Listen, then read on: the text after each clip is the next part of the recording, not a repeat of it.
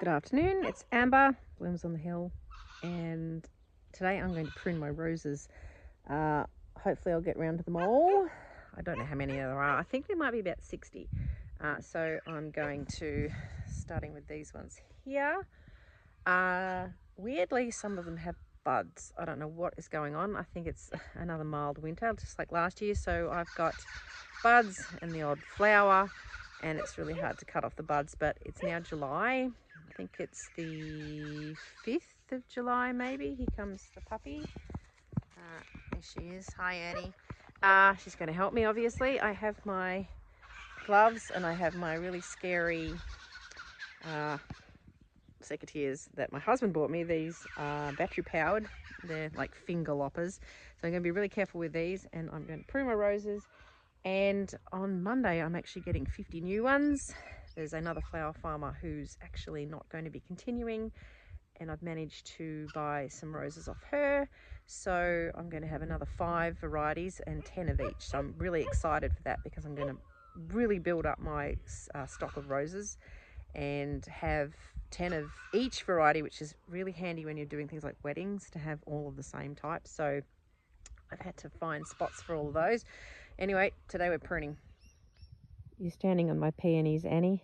The roses along here are actually looking quite healthy at the moment. I did put some compost down around them and then put the mulch, and the compost seems to have done them a lot of good. And there's buds here, and here's another bud, and here's another bud. It makes me not want to cut them, because I'd like to see them blooming, but obviously it's the wrong time of the year, being the middle of winter, and honestly I think it's just too cold for them to bloom anyway. But it's most disconcerting to see them blooming. Anyway, they need a good haircut so that they give me lots of flowers this season. So the standard piece of advice that you might find on Google, the University of Google, is to cut them down by a third. Now, I've just been looking at the David Austin website, and the fellow there was cutting them down by half, which I think might be maybe for more established roses. There was a fair bit of information, but kind of trying to shift through it quickly while watching the puppy, who's over there. Now she's disappearing. So I'm just going to take a third off mine, because mine aren't very big. So cut them down by a third. Now, he wasn't cutting the stems at any fancy angle. He was just cutting them straight across, which I'm just going to do a bit more reading up about that and see what they say. But I think, to me, that sort of makes sense, really. Also, to cut off any dead woods. So here's a piece here, this end there, to cut off any dead bits. And the other thing was to remove any foliage. So it's actually going to be quite tricky because of these buds. Love to see them bloom, but anyway, it's all good. So we're just going to cut a third off the top of these. Hello, Annie. And I've got my fancy secateurs. I'll try not to remove any fingers while I do it. Stop it! So that I don't snip off any part of the puppy, because we really don't want to prune the puppy. I'm going to put her back in her house if I can. She's very slippery. You try and shove her in there and you try and shut the door and she nicks out. It's just as you try and do it. Here, 1, 2, 3, quick, shut the door. There we go. Eat your breakfast. You put it all there. Anyway. Okay, so I've just done this one. Taken off by a third. I also cut off some dead wood. I did use my crazy, scary secateurs, but they're very big and awkward, and obviously I can just use normal hand ones. It'd be better, really. I suppose if you're doing heaps, which I'm going to be doing quite a few, your hand does get a bit tired, so that's where they're good. But they get in the way. They're a bit too heavy and clunky, and I can't get them right inside, say, to cut in here. So here's a nice dead stick too. That has to go, so I would cut that down to there, if I can see. These aren't very sharp. And then that other little bit in there.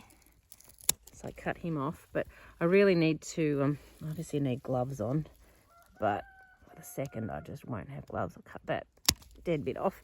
But also removing 1/3, so I'm going to cut it down. Ooh, where's it? I'm going to make a cut probably here.